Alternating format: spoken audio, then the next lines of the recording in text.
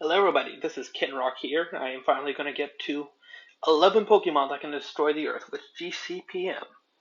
Let's go ahead and see how we did this. I did this with Doodletones, but I'm going to give this man the ability to defend his arguments a little bit more and see how well they hold up.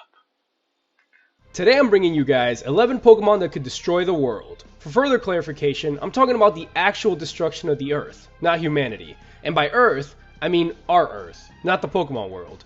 Also, I didn't want to include too many legendaries in this list, seeing as how most of them could technically destroy the world, and I wanted to make this a bit more interesting. Oh, and one last thing. This is not a top 10, so these are not in order. I didn't want to end with this one, nor did I want to lead with it, or put it in the middle. I know this isn't a top 10, but you always have to save the best for last, and I wasn't sure if this one was the best, or the worst. Technically, this one shouldn't be on the list at all. It doesn't even come close to what you need. Again, I have the numbers in front of me right now. I'm sure Doodletones could tell you the same thing, but let's go ahead. Let's see if you say anything different. Anyway, Electrode are pretty scary things. I mean, they can explode at any minute. They also don't care who they explode on. This is probably fine in the Pokemon world since we've seen them explode many times without causing too much damage, but that wouldn't be the same in our world. You see, Electrodes store their energy under very high pressure, so when they explode, you can be sure they will cause great damage. This probably isn't reflected in the anime because it's a kids show. Electrode are also very attracted to electricity, and the problem is, only a small shock is enough to set them off. Actually, its Pokedex entry in Omega Ruby states that during thunderstorms, you can see Electrode exploding everywhere, which brings me to my next point. One Electrode alone would not be enough to destroy the world, but if all the Electrodes started blowing up, they definitely could. For those of you who are confused why I'm letting this play out a little bit longer than it is, I'd like to give this man the ability to argue himself all the way through. That way, I can argue against him reasonably. Now, there's a few problems with Electrode here. One being their explosion. Like I said in Doodletones video, even if I sat here and said they were nuclear level, and they had the same explosion rate, everything, radius, the Earth's core is exactly, well, not exactly, it's about 2,900 kilometers down. A nuclear bomb can destroy things up to 1,000 feet below the Earth's surface. 1,000 feet is equivalent to 0.0305 kilometers down. So in order for Electrode to do what it needs to do, it would need a few thousand of it just to get through the Earth's crust. Now, the problem with this is Electrodes can only explode one time and then it's done. So in order for this to happen, you would need 1,000 Electrodes there ready to just throw themselves into a pit and explode. Even if trying, it would take way too long, and there wouldn't be enough in one area in order to do this. Therefore, against Electrode, the Earth is safe. We've seen the Pokemon world endure a lot of things, but one thing that almost destroyed it was the battle between this monster and its nemesis, Kyogre. I personally think that Groudon could destroy our world by merely being on it for a full day, if not less. This Pokemon is pretty much land itself, and what do we live on? Land. Volcanoes would erupt everywhere, earthquakes would be unmeasurable, and continents would break apart. You want to know the scarier thing though? Groudon doesn't even have to go primal for any of it. 1. Groudon isn't land himself, he creates land. 2. Being able to create land doesn't mean you're able to destroy the Earth. As I'm going to point out later, and I pointed out in Doodletones video, being continent level does not make you Earth level. There's a few thousand times of a power difference between the two. Let's get to lavas, because that's obviously the best bet you have to go here. That's only ever going to do surface damage.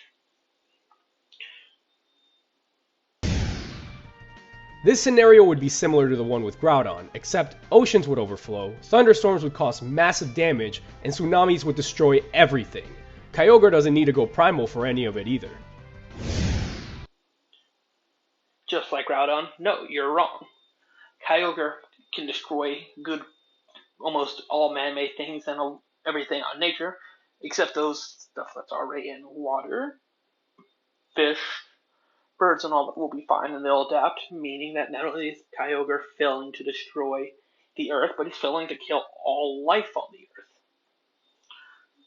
So I don't know why you think that, but try again.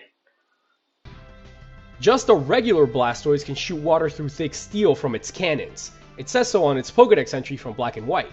And seeing as how its special attack increases by 50 from 85 to 135 when it Mega Evolves, I don't want to know what the Pokedex would say if it could describe Mega Evolutions. Now this is pure speculation, but I think that Mega Blastoise's cannons could be enough to end the world as we know it. If the regular Blastoise can shoot water through thick steel, imagine what a blast from Mega Blastoise would do. It can also learn Hyper Beam, so just think about that. So the problem with that is, as I pointed out with the continent thing, metal is nowhere near as strong as what the Earth is. Even thick metal. There's a difference between a few thousand times between the ability to cut through a thick sheet of metal and the entire Earth. Even just cutting through the Earth itself would not be enough to just destroy it. You would have to cut through it with even more force than that in order to destroy the Earth's gravitational pull. So even if we sat there and say Mega Blastoise was a few thousand times stronger than he was, which he isn't, the Mega Evolution is said to be roughly 100 times the base form of the Pokemon, it still wouldn't be nearly enough to destroy the Earth. Arceus. Do I even have to explain this one? According to Sinnoh legend, this godly Pokemon created Sinnoh and possibly the entire Pokemon universe. And if that legend is true, it can most definitely destroy our tiny world, along with our entire universe. I'll give you Arceus. Gods usually can destroy planets with ease, especially if they're universal in level. But now's the time where I point out that you are now up to 3 legendaries. I really hope you don't go with more, because remember, your own rule on your list was not too many legendaries. Mega Rayquaza looks cool, and that's the only reason I'm using it instead of regular Rayquaza. Because regular Rayquaza is definitely capable of destroying the world without having to Mega Evolve. Remember Groudon and Kyogre from earlier?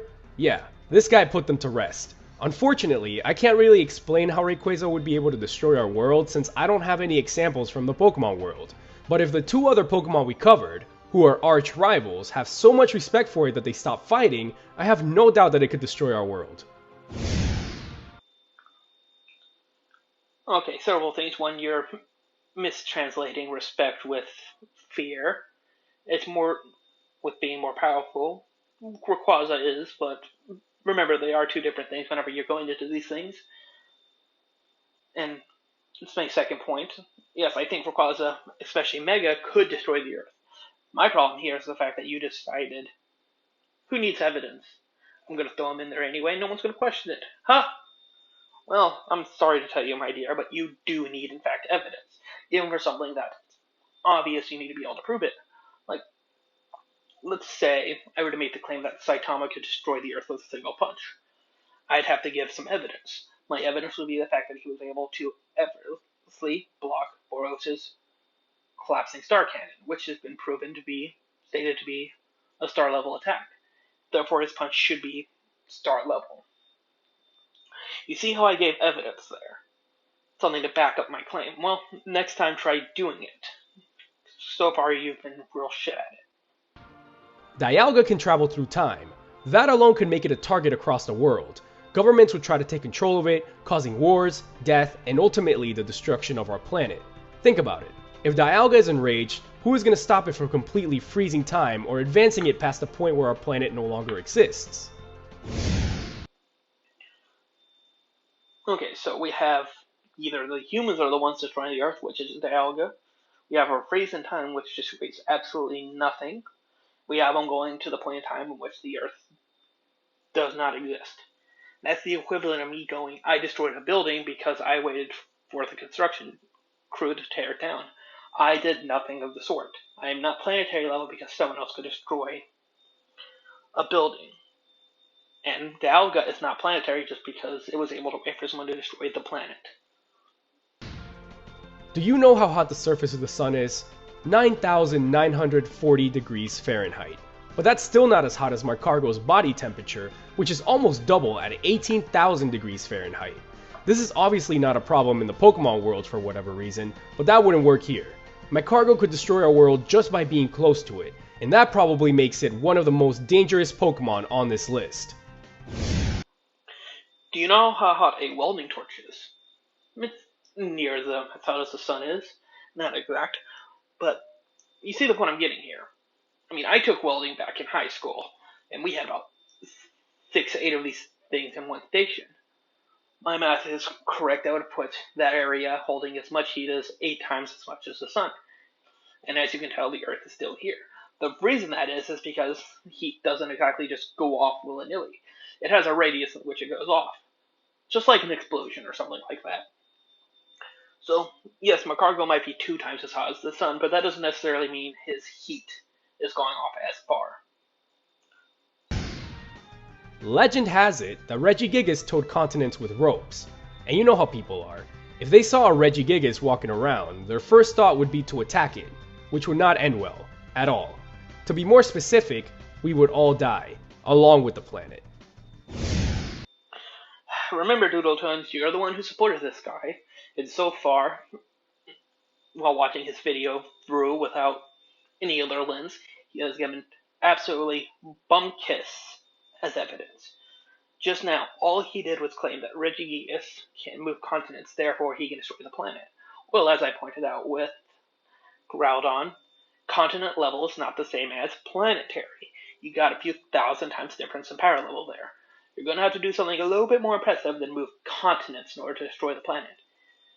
By the way, we're now up to about 6 legendaries for your list, and we're only up to 10. So therefore, roughly 30% of your list has been non-legendaries. You're really doing good following your rules there, Mr. GcmNO. I feel like we've gone through every possible scenario of how our world could end, but the entire planet freezing? Yeah, I don't think we've covered that yet. Out of all the Ice-type legendary Pokemon, Kyurem is probably the only one that can accomplish that. During Black 2 and White 2, Team Plasma froze Opelucid City with the help of Kyurem and some technology. But that's the Pokemon world. If we've learned anything during all of this, it's that the Pokemon world is a lot more resistant than ours. So I have no doubt in my mind that Kyurem could freeze our entire planet and end life as we know it. It would be happy to do it too, because it eats people. So, we're up to 11, and so far 7 of your Pokemon have been legendaries. Luckily for you, I know the next one isn't, so we know we got at least 4 non-legendaries and 7 legendaries. So congratulations, you failed. And just like as I said in Doodletone's video, we have been through an ice age. Not humans in general, but the planet has, and it is still here relatively fine. In fact, life is still on the planet. So just like Kyogre, you can freeze the planet all you want. It will not only not destroy the planet, but it will not guarantee the death of even everything on the planet. So let's go with number 11. Ditto can transform into anything it sees, so that technically means anything, right? Then it would. Nope. I'm sorry, I'm going to stop you right here, because I already know the direction you're going to go. You're going to say he can transform into anything, therefore he could turn into the sun and just burn the whole planet, because now the sun's right there. The problem with that is the fact that 1, Dittos are not perfect at transforming into stuff. 2, it does not turn into an exact copy of the thing it's looking at. 3, we do not know the size limit of what it can turn into. Yes, these things have transformed into Wailords, but Wailords are even smaller than most of the whales that we have in real life. And whales were about a few 100 times smaller than the planet. A few 100 times smaller than the moon, which is not even half the size of Earth. You see where I'm going with here, right? To assume that he can transform into something as big as a Wailord does not mean you get to automatically just assume he can transform into anything. That's what we call a no limits fallacy. And it does not become a perfect replica of whatever it transforms into, as I said earlier. A level 5 Ditto will never become a level 100 Pokemon just by transforming into a level 100 Pokemon. It will stay its measly level 5. Well, that's it for this video. I've had fun. I got some more videos I'm going to try and push out. Try and make this more of a weekly thing. Until the next video, this has been Kenrock out.